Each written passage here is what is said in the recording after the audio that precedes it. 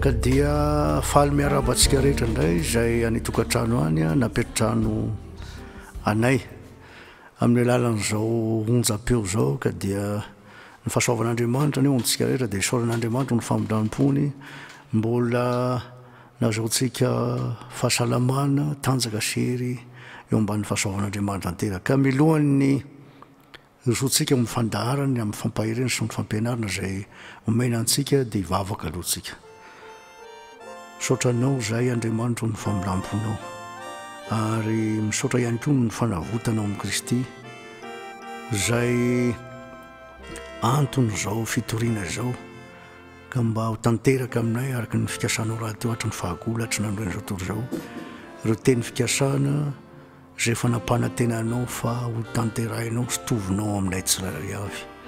ka dia misaotranao ny fahatanterahan'ny fandaharana misaotra ihany koa no aminay izay rehetra miaino izao fandaharana izao ka dia ianao no manokatra ny fosain'ny tsirairay avy mba azonay mandray tsara ny teny ka dia anao ny dera ny saotra ny voninahitra Andriamanitra amin'ny anaran'i Jesosy no ny vavaka amen. Ry Rahalasy-Nabavy manatitra ny fiarabana amintsika rehetra ary mino aho fa ny fahasoavan'Andriamanitra dia ho amintsika rehetra ary andraytsika koa ny teny sy ny fampaherezana izay omena antsika indray amin'ity anio ity. Tamin'ny farantsika dia nahita ny amin'ny hoe fampaherezana nentina tamintsika teto ny amin'ny hoe ny fiainana mandrakizay dia tsy misy afa-tsy amin'ny alalan'ny finoana ary izay finoana izay na tonga an'Andriamanitra ny teny mihitsy araka ny teny Jesosy hoe toy izao ny tiavan'Andriamanitra izao tontolo izao nomeny ny zanan'ilay tokana mba tsy ho very izay rehetra mino azy fa na fiainana mandrakizay fa Andriamanitra tsy ririka ny zanaka eo amin'izao tontolo izao hanameloko izao tontolo izao fa mba hamonjeny izao tontolo izao. Tian'Andriamanitra vonjena ny olombelona ary ao amin'i Jesosy no nahitantsika hoe ao amin'i Jesosy mihitsy ilay fiainana izy raha teo mihitsy nanambara hoe izao ny lana sy famarinana ny fiainana izany hoe raha fitinina ny zavatra mombarantsika tamin'ny heriny a dia misy fanambarana kely ihany izay hita ao amin'ny Jaona voalohany toko voalohany andiny voalohany sy faharoa izay tsara mafisy kely dia avy eo miditra amin'izay zavatra izay tokony hiderana amin'izay tsika androany ao amin'ny Jaona voalohany toko voalohany andiny voalohany sy ny faharoa dia izao no voambara ao dia vakiko amin'ny anaran'i Jesosy avy any Nazareta izay hatramin'ny voalohany dia izay efa renay izay efa hitan'ny masonay izay efa nojerenay sady efa notsapain'ny tananay dia ny amin'ny teny fiainana voalaza fa ilay tenin'Andriamanitra io izay tonga teo amin'izao tontolo izao dia hitan'ny apôstôly notsapain'ny tanany ary reniny sofiny izany hoe vavolombelona ny zavatra ny amin'ny teny fiainana mihitsy ny zavatra ny zavatra tiletao hoe teny fiainana eto ny apôstôly dia andiny faharoa fa efa naseho ny fiainana lazany mazava zany fa ilay teny lazain'Andriamanitra eto ka naseho ahoana naseho teo amin'izao tontolo izao izay ny volaza naseho ny fiainana efa nahita azy zahay dia tonga vavolombelona ka manambara aminareo ny fiainana mandrakizay izay tao amin'Andriamanitra tao amin'ny ray ka efa naseho taminay tao amin'Andriamanitra io fiainana io tamin'ny voalohany atry ny efa atry ny nanorenana amin'izao tontolo izao ary tao amin'Andriamanitra io no nivoaka teo amin'izao tontolo izao nasehon'Andriamanitra teo amin'izao tontolo izao ary zay no natonga n'ilay tenin'Andriamanitra ao amin'ny Jaona toko 9 dia mazava mihitsy araka ny hita ao amin'ny Jaona toko 9 dia zao ny voambara eo amin'ny andininy faharoa amby efapolo amin'ny anaran'i Jesosy ho Jesosy taminy raha Andriamanitra no rainareo dia ho tiay ianareo satria avy tamin'Andriamanitra no nivoahako ka nakanesako aty izay le hoe nivoaka tao amin'Andriamanitra le teny le fiainana io zany dia tonga teo amin'izao tontolo izao tsy mahagaga ny fanambaran'Andriamanitra ny amin'ny Jaona toko 1:7 ary ny teny dia tonga nofo ka niara-nonina tamintsika ny anaran'i Jesosy koa dia natao hoe Emmanuel zany hoe raha dika dia hoe amintsika Andriamanitra tao amin'Andriamanitra zany izy io tsy nahita azy zao tontolo izao ary voalaza koa fa tsy hoe zao tontolo izao fa tonga tao amin'ny azy izy fa ny azy tsy nandray azy niafina tamin'izao tontolo izao zany le teny hatrany amin'ny voalohany ary io teny fiainana izay nataon'Andriamanitra io araka amin'ny tao amin'ny mpitoroteny toko fahatelo ary ny andininy faraky ambin'ny folo dia zao ny koa ny filazana azy eo mpitoroteny toko fahatelo ary ny andininy faraky ambin'ny folo amin'ny anaran'i Jesosy hoe ny zavatra rehetra samy nataony homendrika amin'ny fotoany avy ary ny mandrak'izay dia efa nataony tao am-pony kanefa tsy hitan'ny olona ny asan'Andriamanitra hatramin'ny voalohany ka hatramin'ny farany. Tsy hitan'ny olona ny afona amin'izao tontolo izao ary izay mihitsy no fanambarana hitantsika eto. Ry rasenabavy, le teny fiainana izay tao amin'Andriamanitra, ny ala tao amin'Andriamanitra dia tonga teo amin'izao tontolo izao.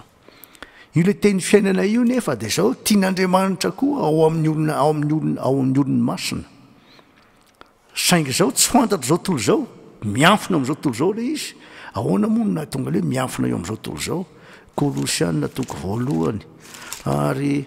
ny andininy 7:20 dia mazava ny tenin'Andriamanitra ao amin'ny Kolosianina toko voalohany ary ny andininy 7:20 amin'ny anaran'i Jesosy dia zao ny teny eto.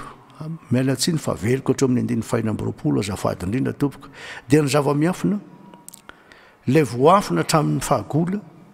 sy ny taranaka maro io zany le voalaza tary amin'ilay mpitoroteny toko fahatelo teo fa voaseho ankehitriny amin'ny olon'ny masina asehon'Andriamanitra amin'ny olon'ny masina mazava tsara mihitsy fa tsy ny olona rehetra fa natao hoe anaseho ankehitriny ho amin'ny olony masina. Hitantsika ao zay rehefa hoe izy moa le tsy hoe olon'ny masina ty le olon'ny masina tamin'izany fotoana zany tsy le olona maty any am-pasina koa no antsoina hoe olona masina fa olona velona tamin'izany fotoana zany ary reo natsoina hoe olona izay natao hoe olon'Andriamanitra na hoe kristiana tamin'izany fotoana zany ny antsoina azy. Dia ondray ny 7:20 izay efa tian'Andriamanitra ho nampahafantarina ny hareniny voninahitra ity zava-miafina ity ny any amin'ny jentilisa dia Kristy ao anatinareo. Le zava-miafina tao amin'Andriamanitra zany dia tian'Andriamanitra ao amin'ny olona lasa ho fiainana ao amin'ilay olona le izy. Ary zay no mahatonga ny tenin'Andriamanitra ka zao tsy ho zava-miafina intsony fa zao zava-miafina amin'ny alalan'ny olon'Andriamanitra rehetra zany ny tian'Andriamanitra aseho. Io le hoe zava-miafina hatrin'ny fahagola io hatrin'ny ela io.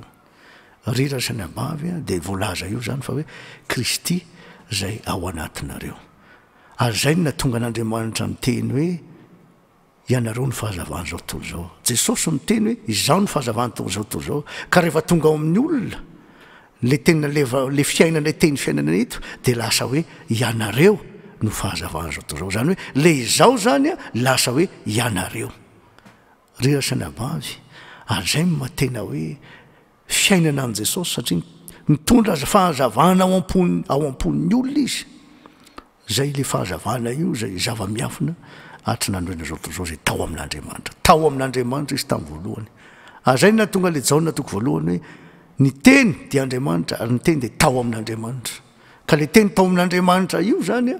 tonga inona izy rehefa aveo tonga olombelona niaranao tamintsika natao hoe Emanuela. Zay hoe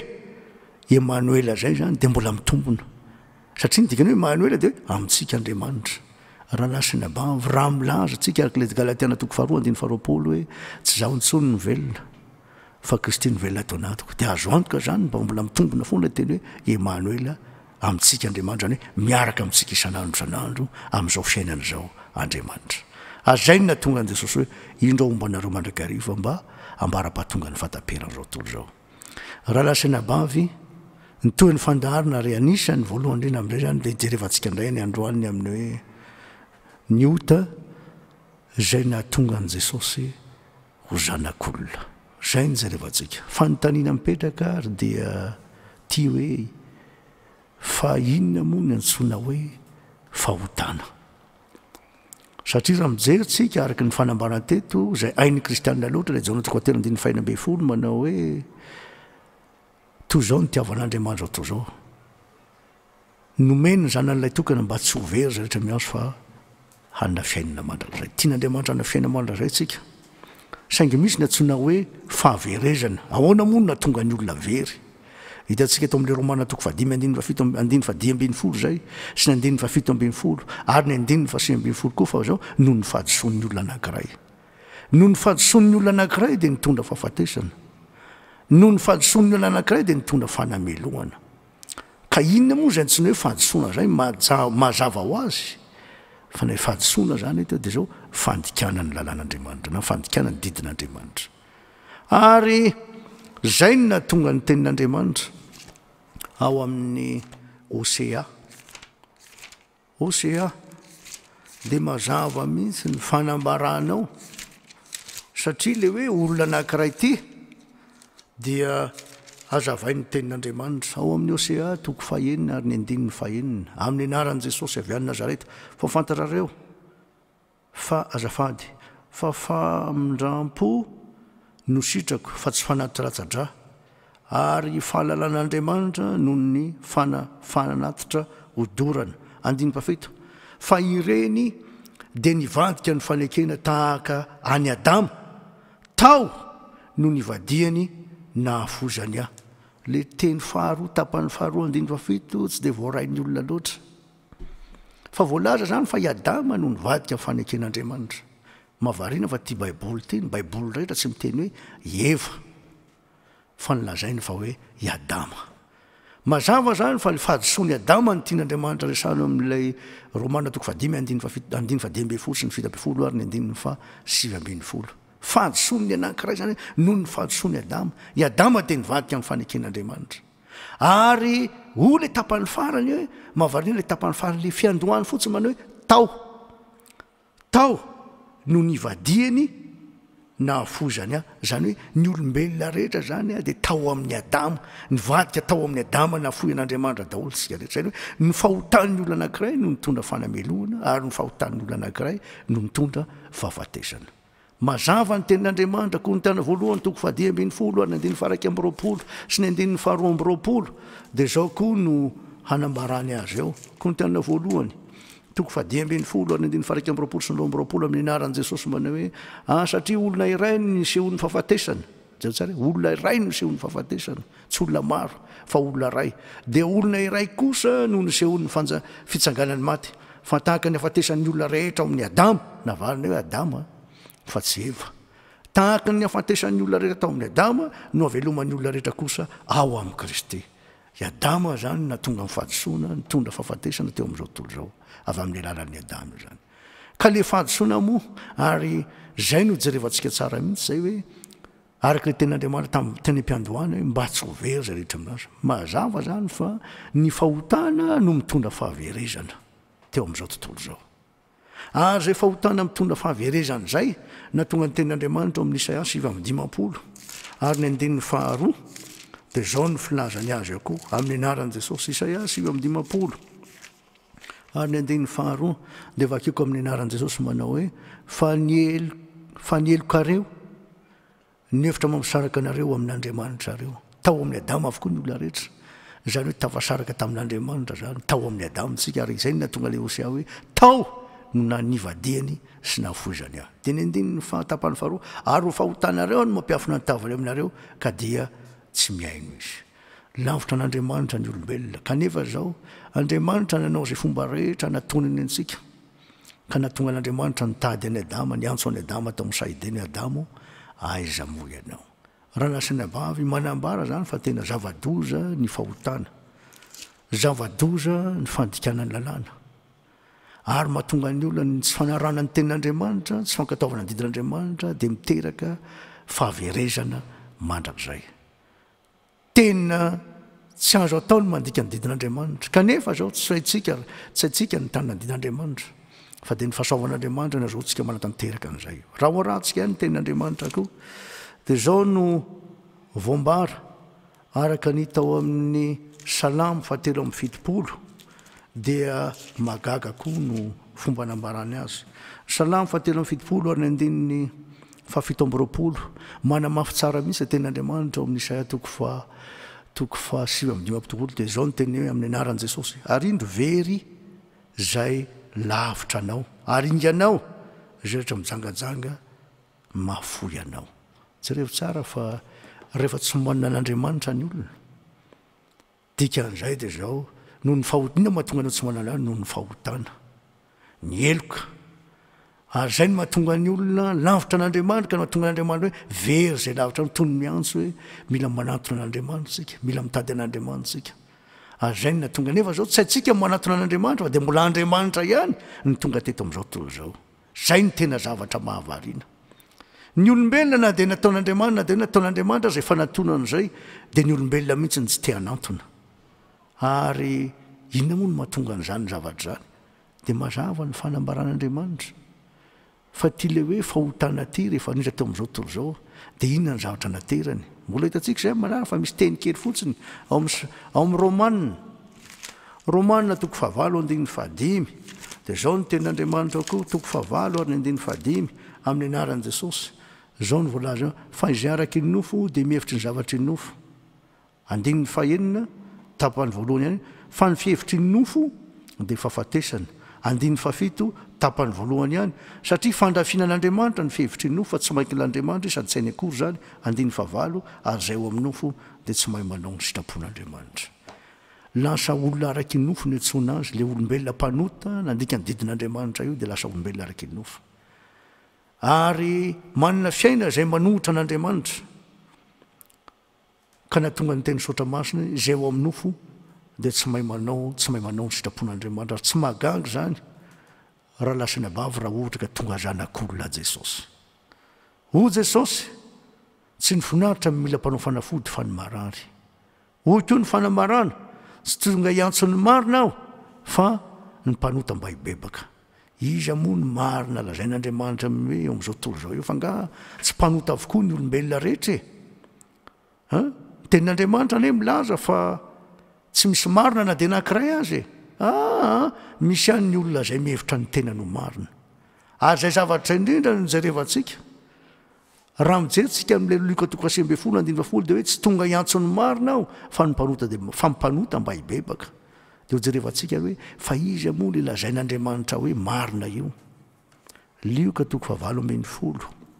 nanao fanoharana Jesosy ary zay no ny tena mamperitreritra amin'ity teny ity satria misy koa zany eo amin'izao tontolo zao mihevitra ny tena no marina. Ka raha vao ohatra ka mihevitra ny tena no marina dia zao tsisy an'le olona le hoe tadiavin'Andriamanitra zay. Luka 7:20 dia zao no hanambarany azy eo amin'ny 5 hatramin'ny 4:20 misy fanoharana ataon'i Jesosy ity. Misy mpivavaka ozy izy roa lahy teo amin'ny tempoly hivavaka. Ny anankireo fariseo, ny anankireo mpanoradalàna. Ary ndeha ho arahantsika ny tantara. Amin'ny anaran'i Jesosy, Jesosy nanao fanoharana tamin'ny sasany zay natoko tena ho marina ka namingavingany hafa. Io zany le teny hoe natoko tena ho marina ka namingavingany hafa. Misy le olona zay mivavaka eto zany zay natoko tena ho marina dia lasa nanao médecine zay le namingavinga nanao tsinitsinina ny hafa. Zany hoe reo olona tsy mitovy finoana aminy, reo olona tsy mitovy fivavahana aminy dia lasa nanao tsinitsinina zay tsy mba tahaka ny ihany. Dia ho ny teny 10 nisy orlahy niakatra teo amin'ny tempoly hivavaka. Ny anakiray fariseo, ny anakiray mpamoretra. Ilay fariseo nitsangana ka nivavaka nitokany hoe Andriamanitra misaotra anao fa tsy mba tahaka ny olona sasany zay mpanao ankeriny tsy marina mpijangajanga tahaka an'io mpamoretra io azy. Mifady indroa isan-kerinandro aho mandony fa folo-karena amin'izay azoko rehetra aho.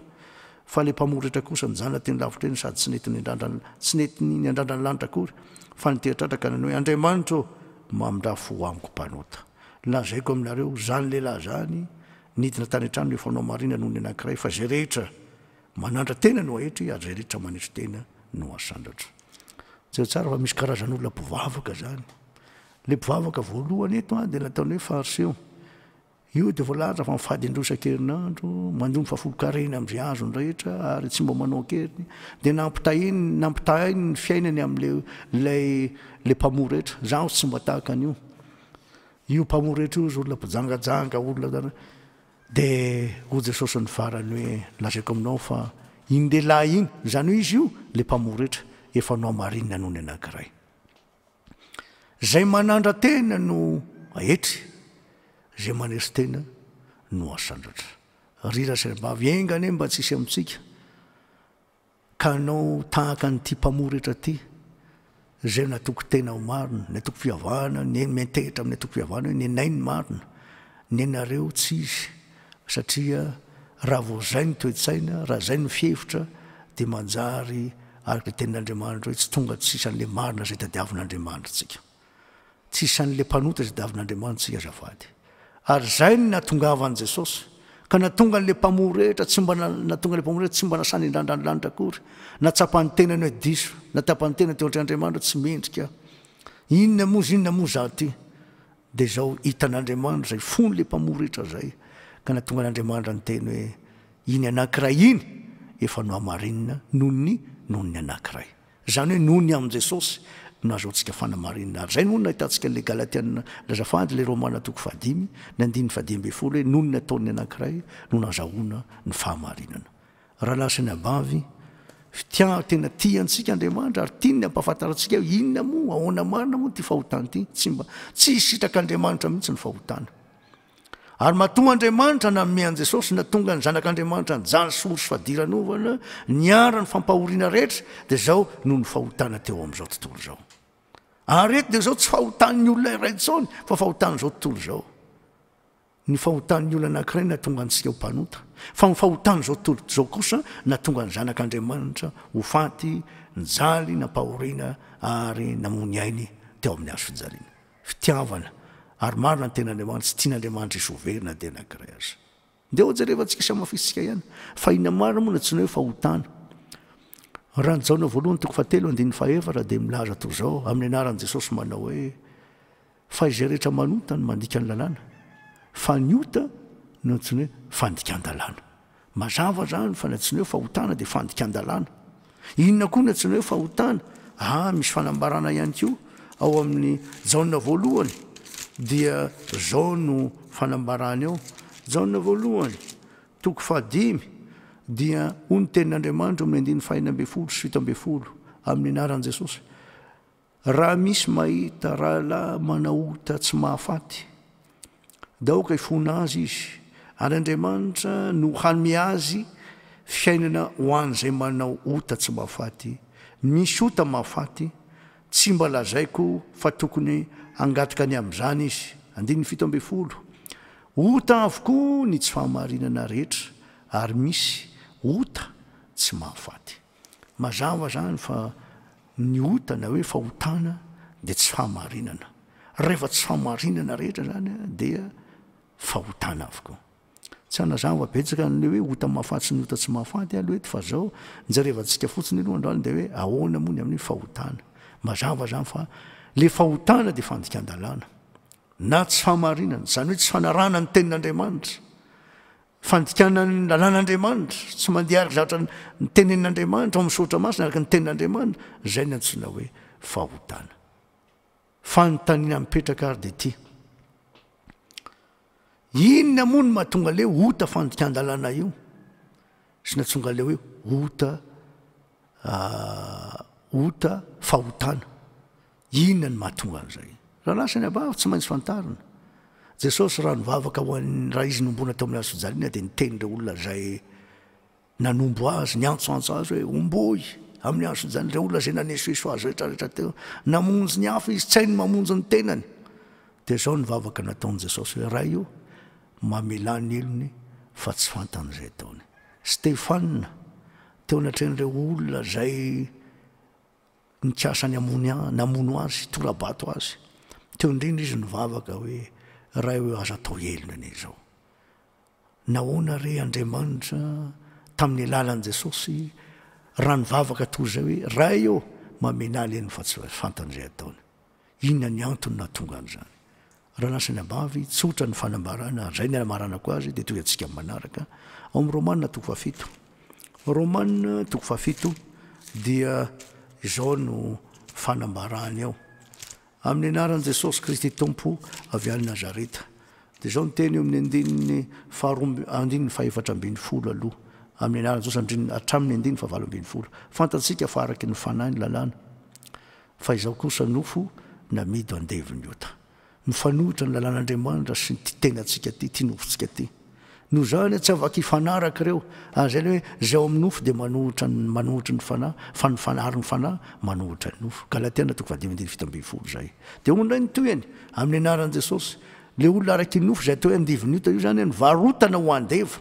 namidy ho andeviny ota raha vao miresaka zany ny baiboly hoe olona araiky nofo de nidikan'izay zany de zao hoe andeviny ota nidikan'izay de andininy fa fito andimby folo fa zay ataoko de tsy fantatro fa tsy zay sitrako ny ataoko fa zay halako no ataoko fa raha manao ny sitrako aho dia manaiky fa tsara ny lalàn'Andriamanitra tsara natao tandremana ary voalaza mihitsy amin'ny andiny faharoambin'ny folo hoe masina n'Andriamanitra sady tsara ny marina saingy zao le olombelona araiky nofo mazava ho azy fa ny olona araiky nofo andeviny ota tsy mahay mitandrina ny lalàn'Andriamanitra na tonga ny apôstôly tsy ny tsara zay sitrako nataoko fa zay ratsy zay tsy sitrako nataoko ina ary mahatonga ana manao an'izany tsy azo ataony mangalatra nefa za mangala tsy azo atao mijangajanga nefa manjangajanga tsy azo atao mandainga nefa mandainga ina ary mahatonga an'izany zay indrindra natonga le andiny fa 7-20 ka natonga an Jesosy niteny hoe raha eo mamelà ny elony fa tsy fantan'izay ataony inona ny antony de ny andiny fa 7-20 manao toy zao hoe fa raha manao ny sitraka aho zany hoe raha mandainga aho le zavatra fantatro hoe tsy tokony atao mihitsy no ataoko de manaiky fa tsara ny lalàna ary amin'izany de tsy zaho intsony no manao zany fa ny ota zay mitoetra tao anatiko voalaza fa ota mampirisika ny olona manao le zavatra tsy sitrany ota io na tsy na hoe natonga le hoe ota manandevo fa le hoe ota fandikan-dalàna zay ivelan'ny olona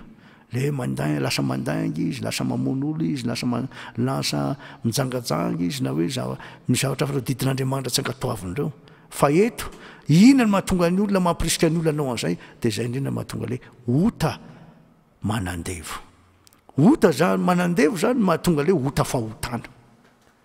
zay zavatra tsy devoly akory satria ny apôstôly Paoly tsy miteny mihitsy hoe devoly atao anatiko satria ny olona rehefa mizatra tsy mety ataon'ny olona de ny ao an-tsain'ny olona hoe ty tena misy devoly mihitsy mialatsiny amin'le fitenenana ary raha misy zavatra atao hoe zavatra tsy faharaka n'zay tsy araka izay arasain'le olona de zay avy hatrany ny fiampangana atao ianao tena misy devoly mihitsy ianao ka tsy zay izy raha lasa ny abavy zay ny natonga ny fanambarana sady ambarana koa azy amin'le Jaona 7:7 hoe ho Jesosy amin'ny anaran'i Jesosy nazaiko aminao mara de mara takoa fa zay rehetra manota de andeviny ota mazava ny fanambarana ka le ota tsona hoe le ota manandevo miaraka ao anatin'ny olona zay mampirisika ny olona anao le ota fahotana mazava mihitsy zany fa zay ny natongavan'i Jesosy tonga iantsony marina fa ny mpanota mbaibebaka zay ny fandaharantsika androany ka de saotranareo naharitra ny aino zao fampianaran'izao sady nentina ihany koa zany sady ampaherezana atsika ka de ny fahasoavan'Andriamanitra ny eo amintsika rehetra de ho hitantsika ny toyany indray amin'ny manaraka ny amin'ny tiresaka hoe ota manandevo ity zay miteraka amin'le hoe ota fahotana mahatonga ny olona mandika ny didin'Andriamanitra tsy mankatoy ny teny mandika ny lalàn'Andriamanitra zay tsapan'le olona ihany hoe tsara ny lalàn'Andriamanitra marina sy masina nefa zao tsy sainy ankatoavana de ho an'Andriamanitra ry ny voninahitra mivavaka isika saotranao zay Andriamanitra ny famolamponaoami'saotra ihany koa ny amin'ny teny fanambarana rehetra zay nomenao androany nanazavanao fa inao Jesosy ny fiainana ary tonga teo am'izao tontolo zao le fiainana tao amin'Andriamanitra hamonjy amin'ny fiainana ho anay rehetra zay mino manera zao tontolo zao ihany koa saotranao Andriamanitra satria nampahafantarinao fa noho ny fahotana teo nisy teo am'izao tontolo zao nahatonga anao zanak'olona ny aretanao ny fampijaliana rehetra ary ny vokatra zavatra nataonay de nao Jesosy lay marina tsisy tsiny nandray ny vokatra zany ary fitiavana nahatonga anao tanteraka zany saotr'Andriamanitra akay ty ota manandevo ity zay miteraka fahotana mahatonga ny olona maro zao tontolo zao mihitsy tsy nainankatoa ary ny vokatra zany de nanaonao fahavalo ny fiainanay sy ny nofonay momba anay manontolo ihany koa araky ny teninao raha teo hoe zay ao minofo de tsy mahay manao ny sitrapon'Andriamanitra anao ny derany saotra ny voninahitra Andriamanitra satria zany natongavanao Jesosy tsy avy ny antsony marina fa ny mpanota de hitanay indray ny toeny manaraka zao fandaharana zao amin'ny anaranao Jesosy ny amin'ny rano mivavaka amen ka dia manao velomantsika rehetra tompoko ary dia tain'Andriamanitra saotranareo naharitra ny aino ary de ny fahasahoan'Andriamanitra ho amintsika rehetra sy ny tokantranontsika rehetra anay tokantranony ka dia ho azy ry an'ny voninahitra amin'ny anaran'i Jesosy amin'ny manaraka ilay fotoanantsika